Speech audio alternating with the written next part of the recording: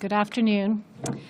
Before the Premier and Marion and I start giving our COVID-19 update, there's another public health issue which I need to speak about briefly. Today, our office is alerting islanders as part of a public health alert of the presence of a highly potent opioid, fentanyl, in the province of Prince Edward Island. Fentanyl is a powerful opioid known to be 50 to 100 times stronger than morphine and has caused accidental overdoses and death in individuals who consume street drugs. And I know the Department of Justice and Public Safety has worked with police and is working with police to reduce illegal drugs in this province. But we want islanders today to understand the serious risks that they are taking when they choose to use street drugs. And we are asking anyone who is going to consume street drugs, not only opioids, but any drug in pill or powdered form, to take steps to reduce the risks, including carrying naloxone and informing others who may use drugs that naloxone is available. We have been in touch with the RCMP, EMO, and Justice, and community organizations, and have just also notified our Opiate Action Plan Implementation Committee. And we'll be reminding providers this afternoon that if they see an overdose in the province, to make sure they test for fentanyl.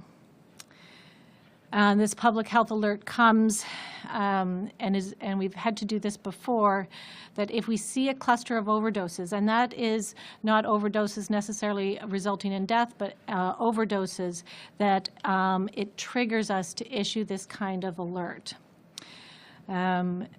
Just to note, the action plan to mitigate the use and misuse of opioids was released a couple of years ago, and after that we have been doing ongoing surveillance regarding our overdoses and our overdoses resulting in deaths.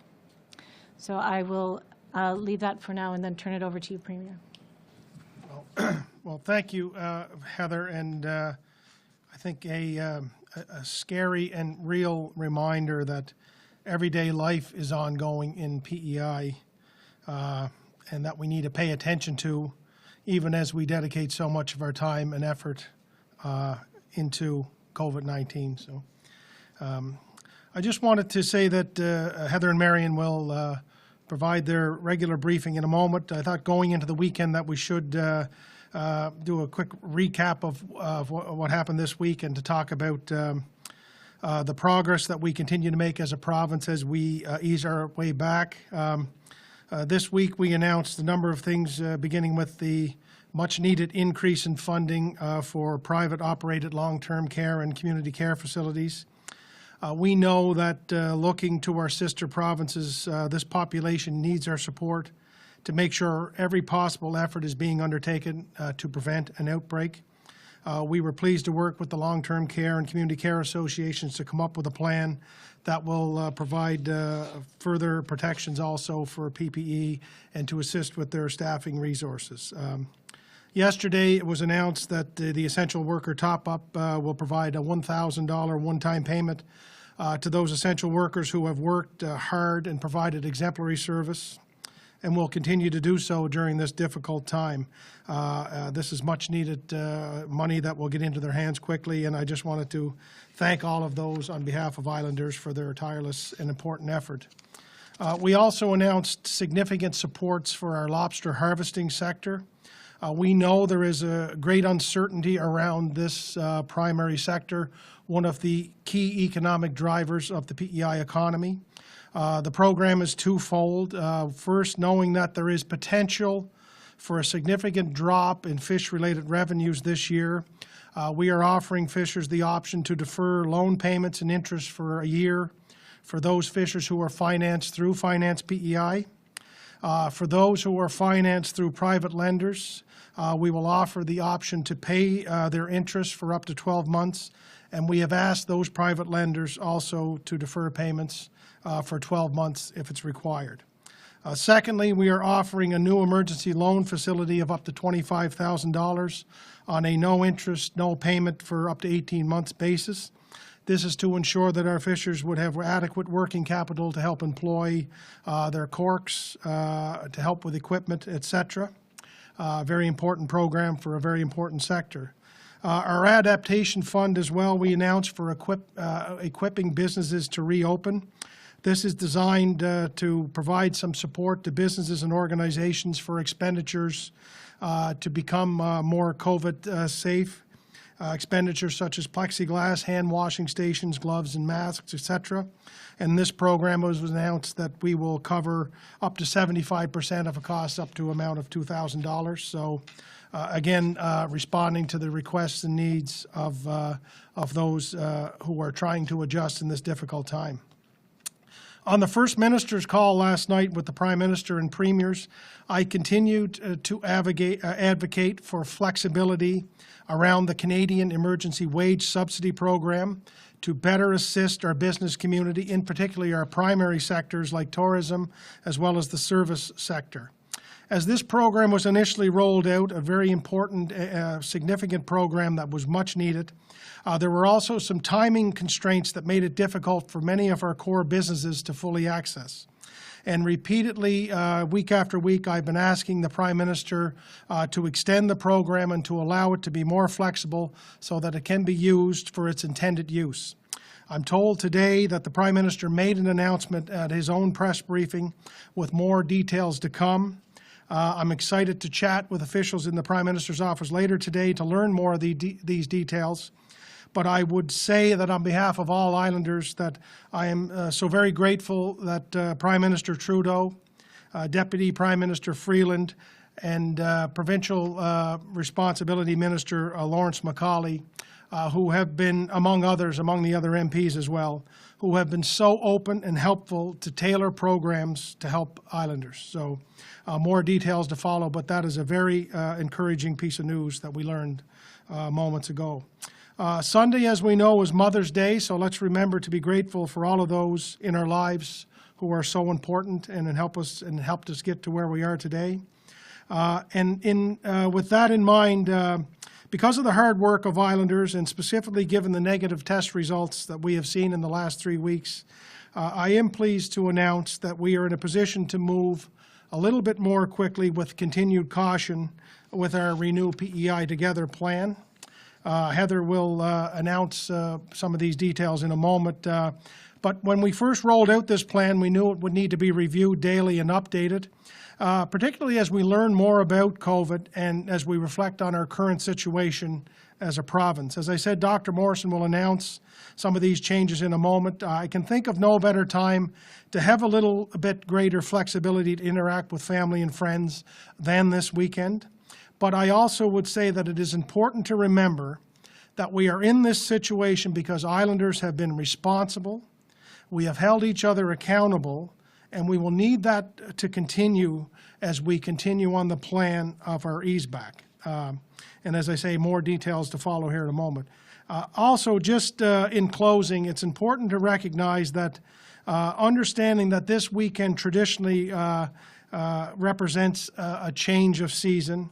Normally, we would be seeing university convocations and the opening of lobster season, and of course, the many family gatherings celebrating our mothers and the important mother figures in our lives.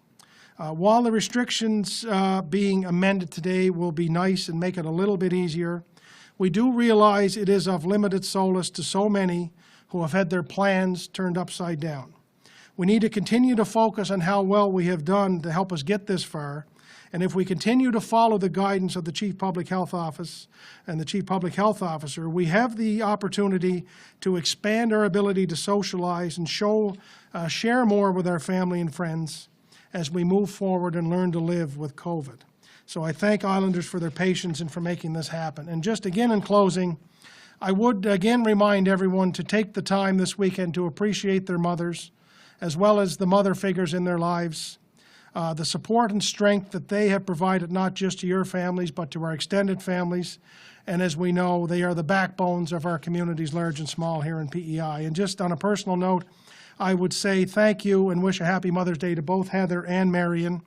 and thanking them for their tireless work, but also to say thank you to their families, their children, for sharing these two leaders with us and all of PEI for the last few months. It's been an incredible undertaking, and on behalf of everybody, I thank both of you. So with that, Heather, I'll turn it over to you.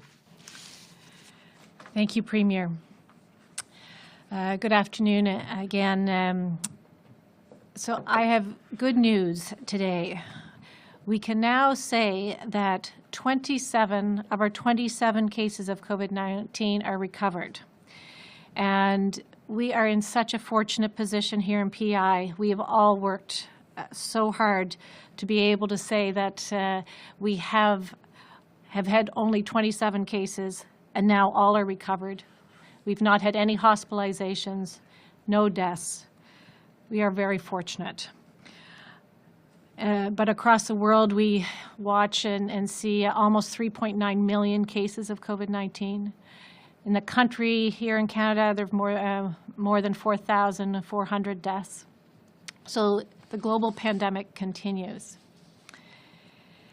As the Premier mentioned, this Renew PEI plan, Together plan, was developed really almost 2 to 3 weeks ago, and we remain committed to reevaluating it and updating it, as the Premier mentioned. And really the first of those updates will happen today. As I mentioned, our last case is recovered and off self-isolation, and we have no evidence of active COVID-19 infection in PEI and no evidence of widespread community transmission. Since the last briefing, we have had 199 new negative tests and have tested almost 3,800 people. We continue to test broadly, and those even with the mildest of symptoms, and those who are at risk, who have traveled outside the province, we continue to test. Our borders certainly have restrictions in place. But we know people have been struggling, and we hear their stories every day. And part of our monitoring and evaluation is to look at unintended impacts of public health action. We know there are psychological and social impacts for so many, along, of course, with the economic impacts. So while our borders remain tight, it is our opportunity to take some additional measures so that we can, but do so cautiously and thoughtfully. So as we lead into this Mother's Day weekend, members of the same household can gather indoors with up to 5 other individuals. For instance, my family could actually have my sister, her husband, and my mother over to celebrate Mother's Day. With this, it's important that we continue to maintain physical distancing as much as possible. We know that limiting our close interactions with others is one of our best defenses against COVID-19, but we also know that there are people who are feeling isolated and who have loved ones in need. So the other part of the update today is that you may consider extending your household to reconnect with a loved one or support person. There may be someone outside your immediate household you may need to hug, or who may really need a hug. In doing so, everyone should consider the risks. It's important we continue to protect our household, our supports, and loved ones if you choose to extend your household members. So keep it exclusive. And this means by being very careful in extending your household to people who may not be significantly immunocompromised, and anyone who's traveled in the past 2 weeks needs to still stay in self-isolation. And of course, making sure people are not sick or feeling unwell. Measures that have not changed and that will continue to be important as we move forward are staying home when you're sick, continuing to practice physical distancing, washing our hands, covering our cough, and if you've traveled out of the province, of course, self-isolating for 14 days. As we begin to interact more in the days and weeks to come, please consider keeping a log, and we've mentioned it before, keeping a log of the people you've had contact with. And this will help us tremendously in our efforts to do contact tracing for new cases, and will also serve as a gentle personal reminder to limit close interactions with too many. These changes to Renew PEI Together mean we will also be updating a guidance around for funeral homes and recognizing the really critical process of grieving that's so important for all of us. And for those affected, being affected by visitor restrictions in place at long-term care homes, and I've mentioned this before, we are actively looking at options of how we reconnect loved ones and family with residents, but this will be in consultation with long-term care facilities as we go forward. Also to note that in consultation with the Restaurant Association and other operators, we're looking at a potential earlier date for restaurants to open. And discussions will continue and over the days ahead. We will continue to look at this plan, and a new updated version will be available of the plan on the weekend, and we can talk more about what Phase 2 will look like next week. We know that there continue to be a lot of questions about essential travel to our province. And to help those wondering if they can travel to PEI, a new self-assessment tool will help determine if their travel needs a pre-approval. And it is available on the Renew PEI webpage under the travel restrictions section. And anyone using that tool can find out quickly if they need to apply for pre-approval. And if you do, please check the pre-approval travel page to find out what you need for identification and documents you'll need. And I've been reminded to just let people know that the best way to get in touch with EMO, the Emergency Measures Organization, who's handling the pre-approval process, is by email at publicsafety@gov.pe.ca, and there's a new phone number, 902-368-5025, and we hope this new tool will answer some questions. I'm almost through. We've had several questions regarding the Magdalen Island Ferry. Any individuals arriving to PEI via this ferry are not permitted to stay in Prince Edward Island. And so far this month, there are no visitors that have arrived off the ferry from the Magdalen Islands. We do have essential workers traveling through. In the other directions, individuals who are leaving from their province of Quebec to get to their home in the Magdalen Islands do have permission to do so, and they often have a letter of permission. A total of 15 vehicles so far this month have traveled through PEI.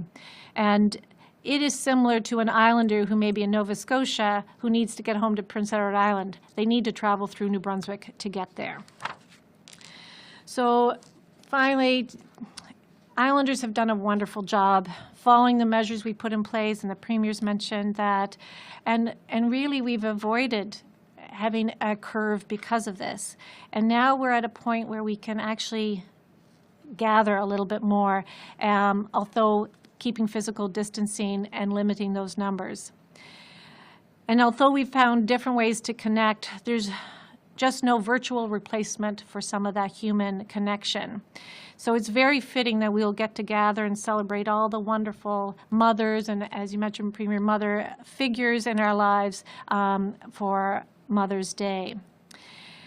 And whether you're a mother who has continued working or stayed home, like everyone, we've adapted quickly to a new way of doing things. And many have become teachers and have answered difficult questions and eased fears in a time of uncertainty. I know it has not been easy, but the difficult steps we have taken have put us in a better place today. I have said this before, the best way to come together is to stay apart, and now we can come together a little bit more. So thank you all. Thank you to my mother. And as we get frustrated and anxious and challenged as we move forward, please let us proceed cautiously, but with care and caring for each other. Thank you. Maybe I'll just go to Marion. Sure. Take a break. Yeah. Thank you. Good afternoon, everyone. Our focus at Health PEI continues to be on monitoring and planning for any cases of COVID-19 and possible spread. In particular, we're very carefully planning for long-term care homes to help ensure our most vulnerable islanders on PEI are protected. We also continue to monitor the health services that are delivered. And while Health PEI is providing more services, such as some elective surgeries now, we are carefully watching how this impacts our capability in hospitals, which we will need in order to be prepared if there were to be an outbreak. We know that as a small province, while we've managed so far to keep our numbers low, and thankfully now to zero, and having no patients in hospital, it can change very quickly, as we have seen. COVID-19 is still very active in provinces in Eastern Canada, and we must be prepared for these cases to come here and strive to limit the spread if it does come.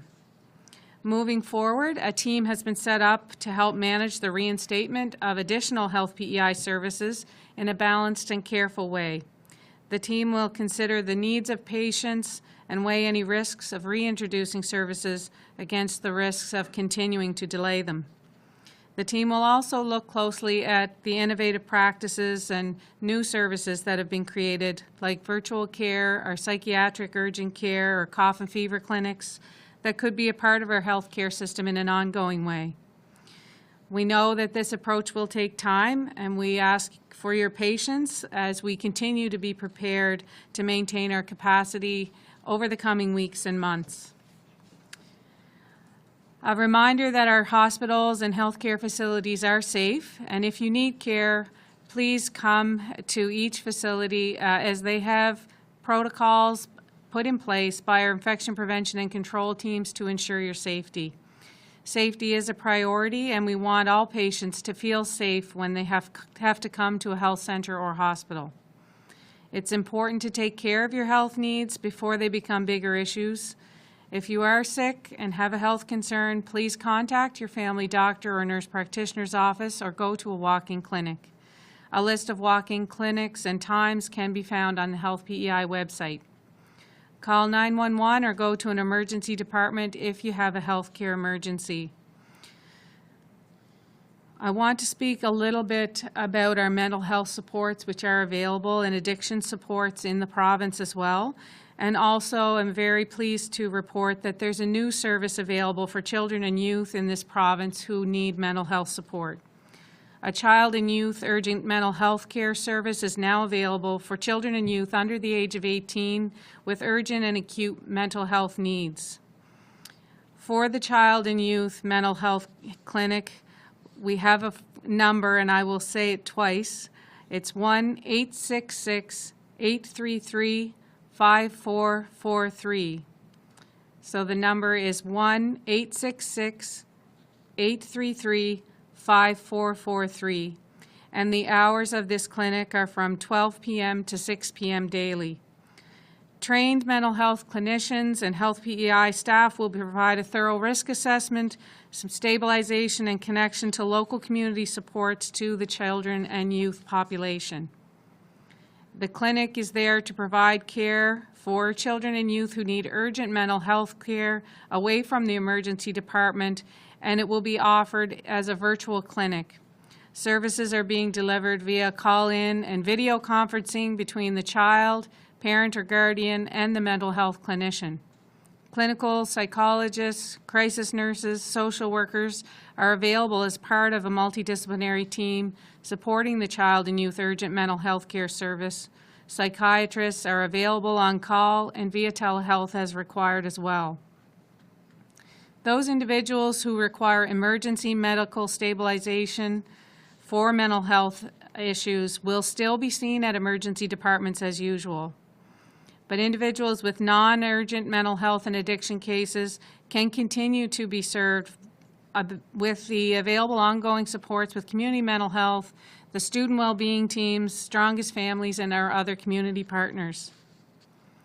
As a reminder as well, adults who need access to mental health and addictions information service can access that through the COVID response line, and that is the number here in front of me, but it's 1-833-533-9333.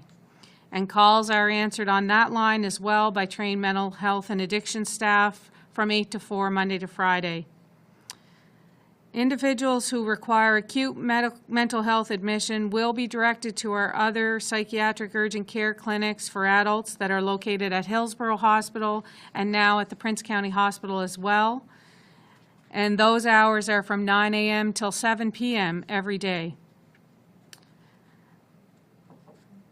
All individuals who require emergency medical stabilization will be seen in emergency departments. A little bit of information, our cough and fever clinics and the drive-through testing clinic services which continue in Charlottetown and Summerside 7 days a week. Yesterday, we saw 88 patients at our Charlottetown clinic and 23 at Summerside. If you have symptoms such as a new cough, fever, sore throat, runny nose, or unexplained fatigue, please contact your family doctor or nurse practitioner or call 811 to get an appointment at the clinic. I want to just thank Islanders once again who have been helping and supporting our health system in this response through following the Chief Public Health Office measures. It really has supported our health system and our staff and has given us time to be even better prepared to deal with this specific virus and what it is bringing to the people of our country and in particular our province.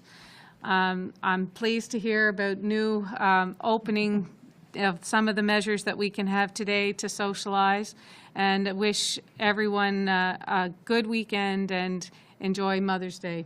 Thank you. Well, thank you very much, Marion and Heather, and I think now we will turn to our friends in the media for some questions and would welcome those. Nicole Williams, CBC. Hello, everyone. My questions are for Dr. Morrison. I'm wondering if you could just be a little more specific about the ability for physical touch this weekend. I think people are very excited to hear this news, and I think if there's any more clarification or any more specifics you can tell us about what is allowed, that would be great. Nicole, I think I share in some of that I don't know, the excitement as well. I mean, we already have that ability to connect more physically with our families in our own household. So if you have children, of course, you're putting them to bed and you're hugging them and kissing them goodnight. What we're trying to introduce carefully is that maybe there's one or two other people that you feel like you really want to extend, almost make your family a little bit bigger.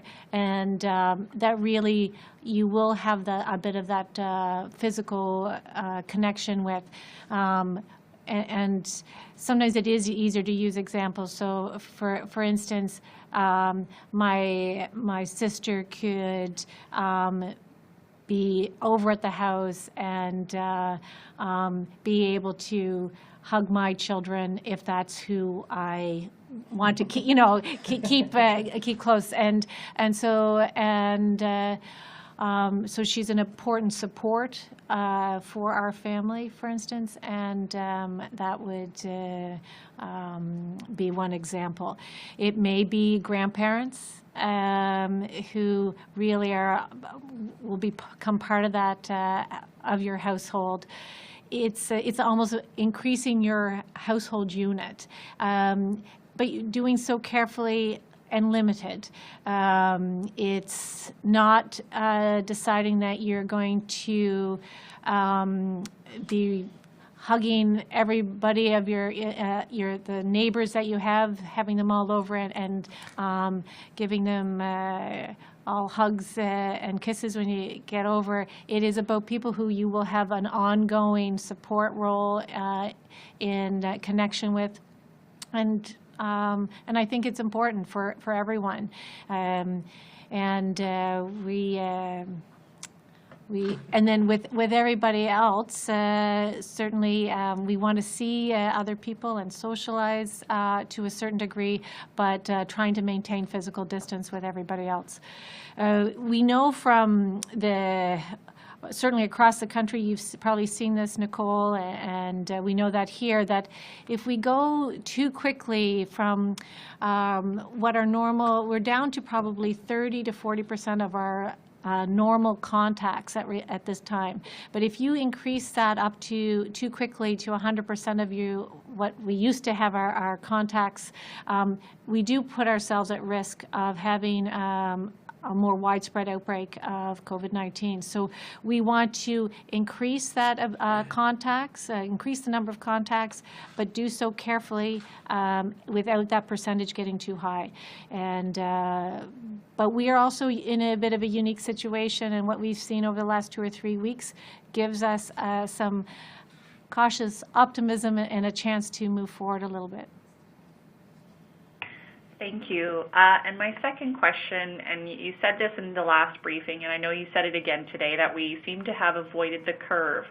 Is it safe to say that we've reached the peak and that we're sort of officially on the other side? I mean, I don't, you can really only tell that you've got over the peak when it's behind you, and really we don't have a big curve to look at. But I do think we're in a position to, not that we will not see COVID-19, and we continue to expect some COVID-19 here, and I think that's why we need to continue to test and continue to monitor. And then we'll look at what's happening around the country. There's an expectation that there may be a curve that happens, or more cases in the months to come. And I think we need to be aware of that. And again, continue to monitor, have the health system ready to respond. In our situation, if we had one significant outbreak, we could have well over 27 cases. So for now, I think we're really in a good position. And really, since early March, when we had our first case, we've waited to say on this day that we have all our cases have recovered, and we don't have any new cases to announce today. Thanks so much. You're welcome. Thanks, Nicole. Louise Martin, CBC. Well, boy, that was a bit of a roller coaster of emotions on this call today. So I'm going to start with what you first spoke about, Dr. Morrison, and that being the public health alert on fentanyl. Can you provide more specifics about the cluster that triggered this? How many overdoses? Have there been any deaths associated with this? And how concerned are you that there could be deaths associated with this fentanyl that's in the community right now? Hi, Louise. So we monitor overdoses related to opiates on a weekly basis. But in this particular circumstance, we had 3 overdoses related to opioids and fentanyl in particular within a period of just over a day, and also in different parts of the province. And so that's what has triggered this alert, because we want anyone who may be using or consider using illicit drugs to be very careful. And we are having ongoing work, of course, with our police colleagues as well, and they are involved. For confidentiality reasons, obviously, I don't want to speak too much to the cases, but we know that fentanyl is very powerful, and we've had, in 2018, there was a death related to fentanyl, and a fentanyl overdose, or an overdose that had fentanyl involved in Prince Edward Island, and we are going to continue to monitor those. Those are not obviously confirmed. Of course, sometimes there's a lag because of autopsies, but we look at overdoses not because they necessarily cause death, but overdoses that required, for instance, Narcan or naloxone to be administered, and that came to a hospital. To make sure I'm getting that right, there were no deaths associated with this particular health alert. There may or may not have been. Okay. And I'm just speaking to that overdoses related to fentanyl can cause deaths, and then or significant impacts. But at this point, and again, this is pretty new, Louise. So at this point, these are 3 overdoses that may or may not have resulted in death. Okay, thank you. Okay. My second question is related to COVID-19, and that being tourist accommodation operators say they're finding it hard to plan without knowing if visitors from off-island will be allowed on the island at all this summer. I know we've talked sort of about that June 1st for people coming in for seasonal cottages as a potential date. So they want to be able to sort of release some of the rooms for this local staycation tourism season, but they can't until they know for certain whether any off-island tourists will be coming. Do you know, or do you have any sense of when the province might be able to provide more details on that? Well, I mean, the Premier can speak to this as well, but I think it will be next week for sure. But my sense is that visitors who are coming for short periods of time this summer, probably this won't be the summer to come, but I'll let you speak to that, Premier. Yeah, I think, Louise, essentially what we're looking at here is we wouldn't foresee right now an influx of people coming to the province without having to self-isolate for 14 days.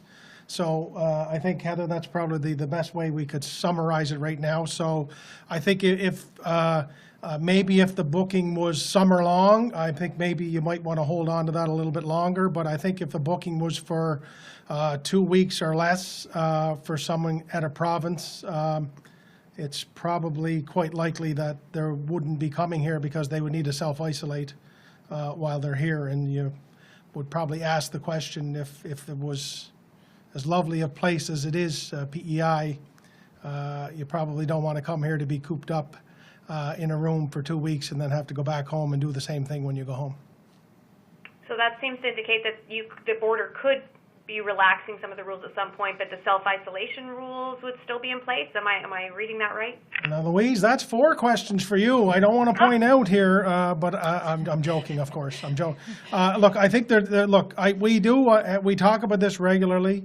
We do understand there's a lot of questions from the tourism industry, and there's a lot of questions from many industries, and it is frustrating for them as it is for us to not have a definitive answer. I think as it stands right now, we have talked about looking at New Brunswick down the road, but beyond that, we haven't really talked in great detail about how we would welcome visitors from other parts of the country or the continent without a self-isolation.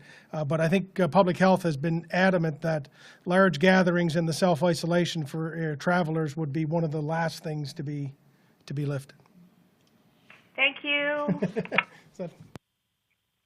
Rachel Collier, The Eastern Graphic. Hi.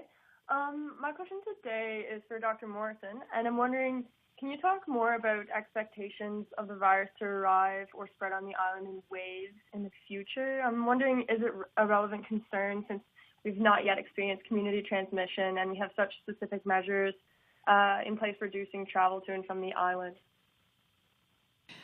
Hi, Rachel. So, I mean, I think we will continue, or we would expect to see some COVID-19 and possibly in future waves. It is very difficult to look ahead months from now. 4 months ago, we would never have anticipated that the whole country would be in this situation. I think we will be very anxious to look at when a vaccine would become available for our population here. And it will be really important that we keep some of these measures in place as we go into even an influenza season that might be combined with additional COVID-19 cases potentially in the fall. We're thinking ahead to that possibility. So the country certainly expects to potentially see more waves of this, but they might be smaller than our initial wave. And for us, I think we'll just really have to continue to be careful and monitor and test going forward and do a lot of the same things we've been doing, but try to balance that because we also need to make sure the other parts of our economy are working and our healthcare system, the other parts of the healthcare system. So how do we watch for any potential wave, minimize that in the future and have all the other things working? Mm-hmm. And I guess, do you think it could be a realistic expectation to completely avoid community transmission of the virus on PEI? Should, say, a vaccine take, I mean, I've heard it might take years to develop. I hope the vaccine doesn't take years to develop. I think there's a lot of people working on vaccine development and different phases of it. I, of course, would like to think we might avoid widespread community transmission. I'm not sure if that's possible, but I know Islanders have done an amazing job. The system's done an amazing job right across government, organizations, industries have responded so incredibly in the last couple of months, and I think we'll expect that will continue. And working together, I'm still hopeful that we'll have a minimal impact going forward. But I'm not 100% sure. That's for sure. Okay. And do you have any better expectations for when a vaccine would arrive than my own there? When the vaccine would be developed, I'm not sure when the vaccine, but we're certainly having ongoing discussions and watching that nationally because it would be an international of international interest, of course, and then making sure that vaccine would be available to all countries, and the production of that vaccine would take time as well. Okay, thanks a lot. Sean McDougall of the Eastern Graphic. Good afternoon, everyone. Dr. Morrison, I had a question about Phase 2 of the Renew PEI plan. For early childhood education centers, I'm just wondering why staff at these education centers won't be given access to proper PPE, such as masks, similar to those that are working in long-term healthcare centers. I'm not sure if I'm the best person, Sean, to answer that question, but I think in terms of early childhood, they're certainly developing a plan and guidance. Our office is certainly working with them. I actually haven't even been, I don't think, asked directly about the requirements for PPE for early childhood. There's already essential workers or childhood care being provided for essential workers. We've had discussions with them about what would be appropriate personal protective equipment. And when we talk about personal protective equipment, there's quite a variety of products. There's quite a variety of products that are available. Some of them are what that would mean. And there's medical personal protective equipment, medical masks, there's non-medical masks, but there's a lot of things that can be done before you even consider personal protective equipment. And I think Marion spoke about that the other day. There's physical barriers, there's administrative type barriers, there's the screening that happens, making sure people who are sick don't come into the center. Much more important than the use of a medical or non-medical mask. So if those are the kinds of questions, so that would be sort of in conjunction with early childhood, and and really the risk assessment being done about what would be appropriate. So I don't think it's ever been a situation where equipment is not being provided or would not be provided. It's about making sure that the right equipment is being used at the right time. Okay, so just to follow up, has it been deemed whether or not something like masks would be necessary for early childhood educators?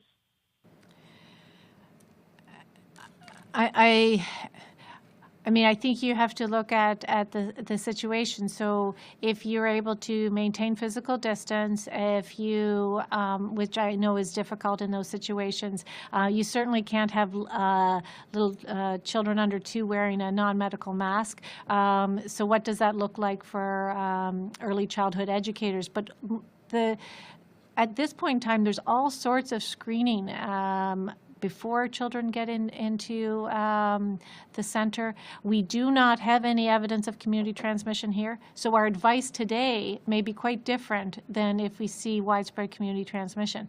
And so that advice will change, and as it does, the direction for those centers would change.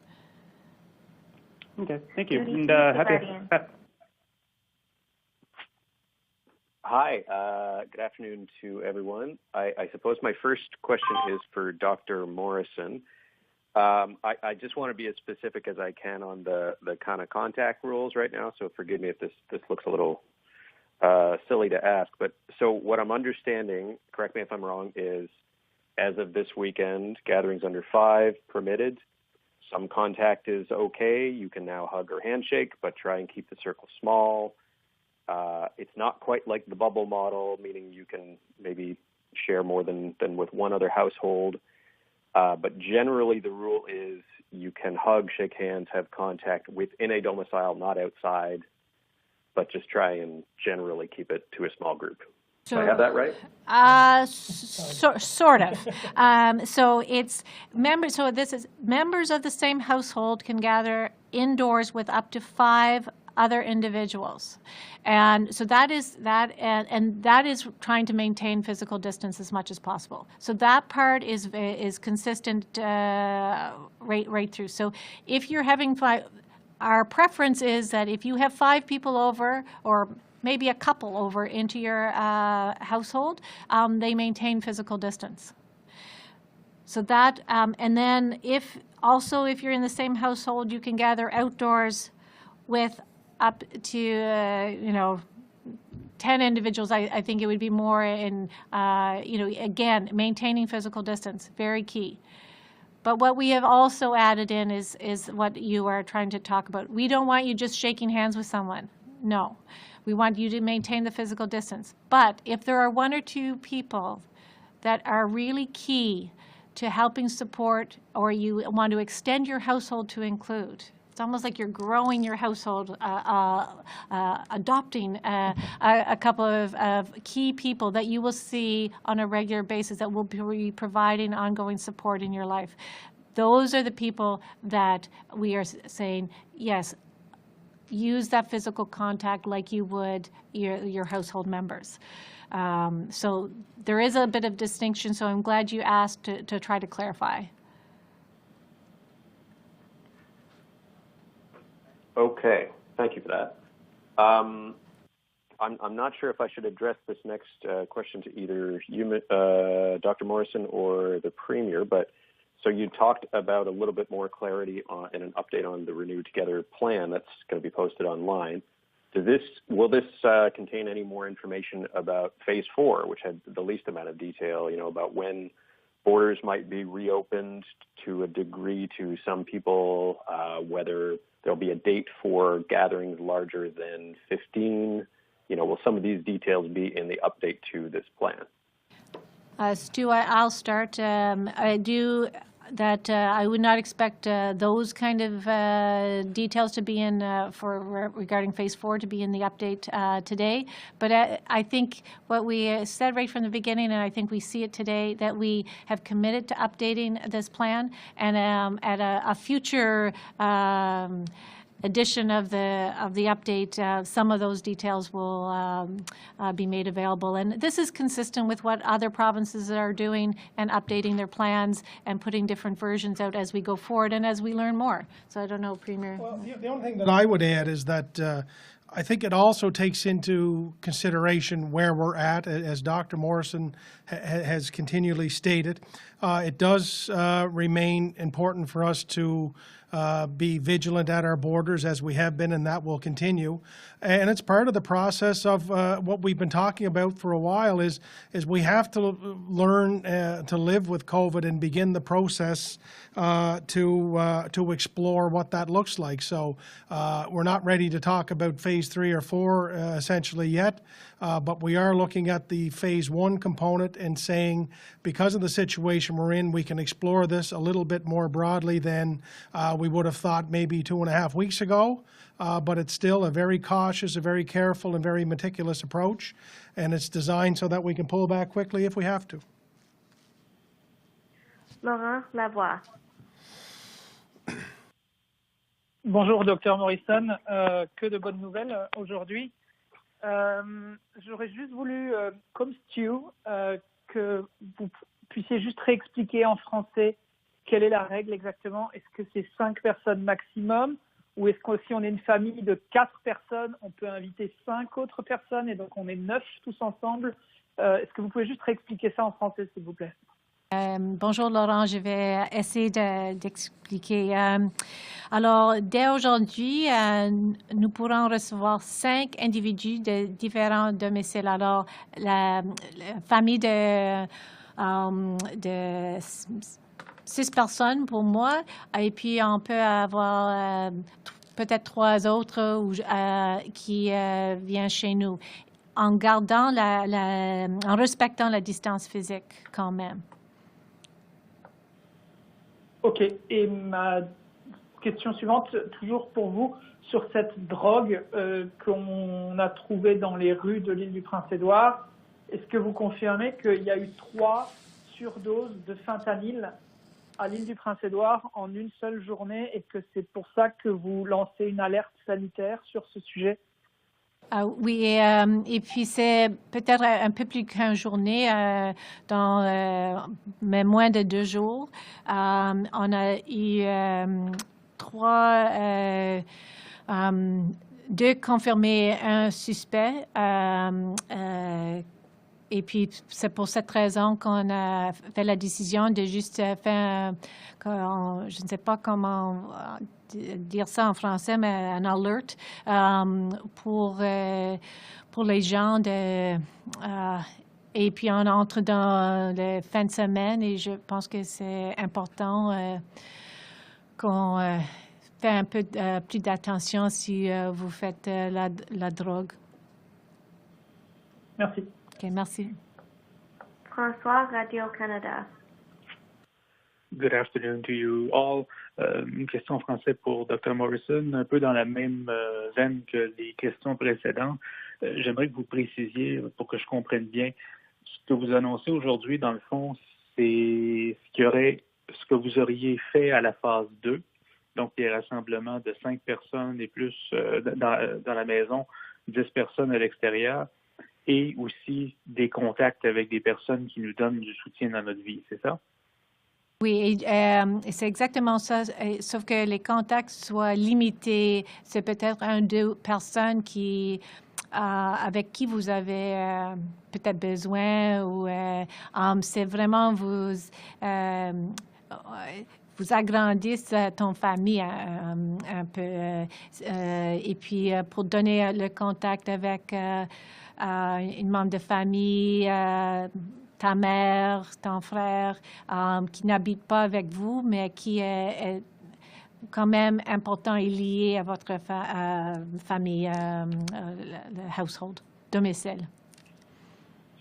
Et un suivi à ça, si je peux me permettre, Dr. Morrison, qu'est-ce qui s'est passé depuis mercredi pour que vous annonciez cette décision-là aujourd'hui? À quoi vous avez pensé? Comment s'est faite votre réflexion pour dire, à partir d'aujourd'hui, on peut aller plus rapidement que prévu? Alors, c'est... oui, excuse, c'est François. Oh, Julien, je m'excuse, François.